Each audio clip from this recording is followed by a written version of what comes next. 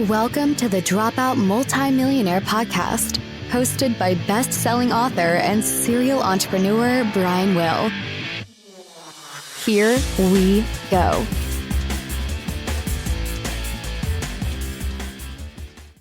Welcome back to this week's episode of the Dropout Multi-Millionaire podcast. I am your host, Brian Will. This podcast is based on my best-selling book, The Dropout Multi-Millionaire, 37 business lessons in how to succeed in business with no money, no education, and no clue. Today's topic is going to be a fun one. I'm calling this Time Travel and Your Magic Crystal Ball.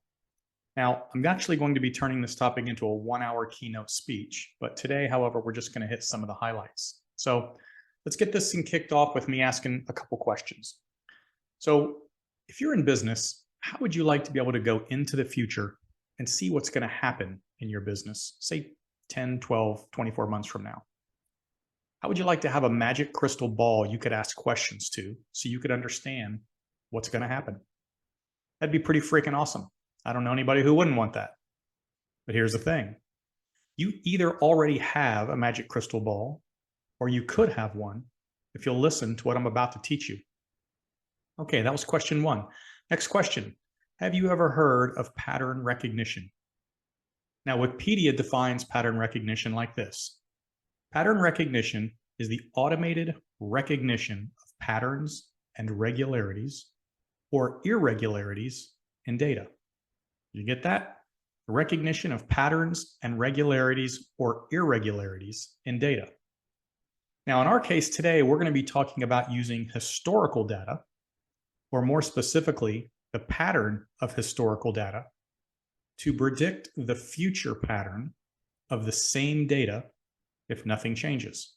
One more time. We're going to be talking about using historical data, or more specifically, the pattern of historical data, to predict the future pattern of that same data if nothing changes. Okay? So as an example, and here's my question. If I were to give you some historical data on a set of numbers, the question is, could you predict the future pattern? Okay, so let's use an example now. Let's say I told you that we're tracking numbers and yesterday's number was 5. Now, based on the fact that I've told you yesterday's number is 5, can you tell me what the number will be today? And the answer is no, you can't. You could guess, but you have no idea what that is. At best, you might get it right. At worst, you're probably wrong. However, what if I told you that I had those same numbers tracked over a 5-day period? And in that 5-day period, the numbers were this: 1, 2, 3, 4, and 5. Now you've got a historical pattern. Can you now predict the next two numbers? And the answer is yes, of course. In fact, you could do it with a lot of accuracy. If nothing in the baseline changes, we know that the next two numbers will probably be 6 and 7, because that's the historical pattern, and it will move into the future just like it did in the past. This is called basic pattern recognition. Now, if you have enough data on any set of numbers, you can predict what they'll be in the future, right? This is what we call time travel.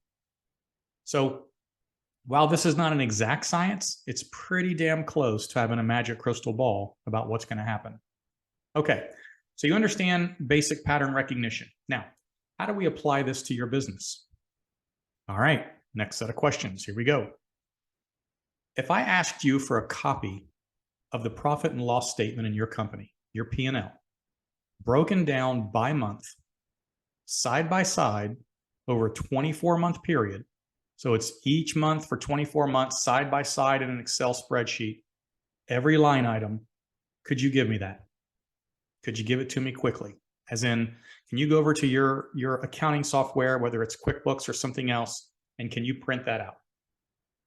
Now, I will tell you that in all the businesses I've done and consulting I've done and acquisitions of businesses that I've done, you would be surprised, or maybe not, how many business owners can't provide this data.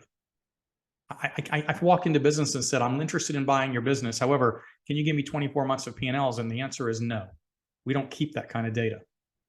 Generally, we just throw the receipts in a box, and every now and then we have someone who comes in and enters it, and they do my taxes at the end of the year. And that has always been shocking to me. They don't even look at their numbers today, let alone historical pattern of what's happening in their business. Okay. So let's say for a second that you can pull that data, right? So you're a business owner now. You can actually go print that, pull that data. Here's the thing. That data, looking backwards, will paint a picture of your business. And each line item in that P&L, it could be 20 lines, 50 lines, whatever it is, each individual line item tells a story about that small part of your business. Okay? So for instance, if we look at revenue month over month for 24 months, where was it 24 months ago? Where is it today? Did revenue go up? Did it remain level? Did it go down? What's the pattern? Okay. How does it fluctuate month over month? So let's call it February of this year versus February of last year. How does that look? How does it compare in a particular season, whether it's first quarter, second quarter, third quarter, fourth quarter? Okay. What's the pattern? Does it fluctuate by season? How about line item costs? Look at every single line item. Each one of those I told you was a story. Is each one of those line items, does it go up or does it go down? What percentage does it go up each month or each year? Are your prices increasing? Are they decreasing or are they level? How about labor? What is labor as a percentage of revenue?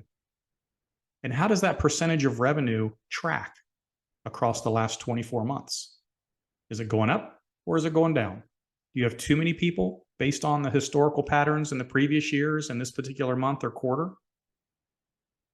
If you find anomalies in a line item or a sudden change 1 month to the next, what happened? Do you know? What about your net margins, right? Is your profit net margin going up or down? Are revenues and profits as a percentage comparable, up or down? What are the costs associated with that profit margin? Now, this would be a super deep analysis that would take some time to properly do. And clearly we don't have time to do that. We only have a few minutes in this podcast. I just wanted to give you a little idea, but you're getting the idea of what I'm talking about, right? So after you have studied every single line item over a 24-month period, and you've built percentages and comparisons month over month and year over year, and you've now created what we call the magic crystal ball. You've created a historical pattern that will now predict the future. So now that you've got it, it's time to time travel, right? If nothing else changes in your operation, if nothing else changes based on what you're doing today, what are those numbers going to look like in the future? If you took each one of those line items and continued the pattern in a theoretical, we'll call it a pro forma, what does your business look like 24 months from now? What's going to happen in the next 12 months? Will you be more profitable, less profitable? Do you have an increasing business, a decreasing business? Do you have individual line items that need to get adjusted or fixed? Do you see anything in there, line item by line item, that needs to get improved? Let me ask you this. Do you want the results you're going to get 12 months from now if nothing changes and that pattern remains the same? Okay. Now, I know some people are like, oh my God, numbers. I hate numbers. I'm not good at math. I'm just good at doing what I do. All right, fine. Here's the key. If you're not good with numbers, you need to find somebody who is and bring them in and let them take a look at it and tell you what's going on. I talk a lot about this in my book. If you're looking at the results and you don't know what to do about fixing them, you need to bring somebody in, a mentor or a coach, find somebody who is an experienced business person and bring them in and ask them to help you. Get a coach, get a mentor, get someone to work with you on the areas that you're not good at so you can focus on the areas that you are good at. Does that make sense? We call this borrowing someone else's personal success filter. Okay, we talk about that a lot in the book and other podcasts as well. Bring in somebody with a success filter and let them teach you how to use your data to be a time traveler into the future of your business. So that's it for today. Everything I talk about is in the book. If you want to learn more, you can find me on Instagram, Facebook, Twitter, LinkedIn, my YouTube channel, or to make it easy, www.brianwillmedia.com for more information on all that, social media, past podcasts, guest appearances, pretty much everything you ever wanted to know.